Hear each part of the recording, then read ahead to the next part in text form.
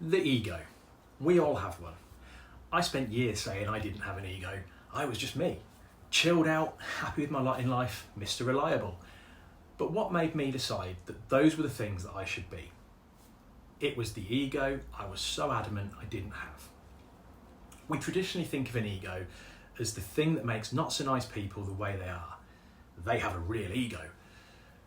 But it's your ego that kicks in to make you form that opinion. So why, if we all have an ego, are we not all hot-headed psychopaths? It all boils down to our experiences growing up, from what we were told by our parents, our teachers and our friends, to the consequences of certain events in our lives. For example, if we hurt ourselves doing something like climbing up something and falling, we form an opinion that we shouldn't do that again. But let's say our friend climbs up the same thing and doesn't fall or hurt themselves. Then to them it was a great thing to do, and they will do it again and again.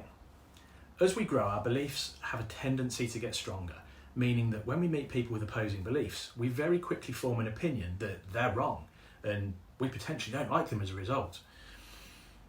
When I first got a business coach, I won't lie, it was against my will.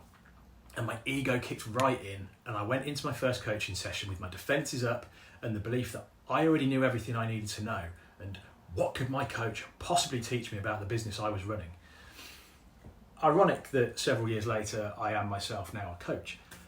But one of the first books my coach got me to read was Ego is the Enemy by Ryan Holiday. It immediately helped me identify that I had an ego, but more importantly that I could change what my ego told me, and I could actually sometimes be wrong, although don't let my wife know that I said that. It taught me that differing opinions are just that, opinions. It doesn't mean one has to be wrong and one right. Once I learned this, I became open to the coaching, and my personal growth then enabled great business growth too. I had to change before the business could. That's it for today's Business Bite. I'd strongly recommend that you give the book a read. It certainly opened the door to huge changes in my life. Bye for now.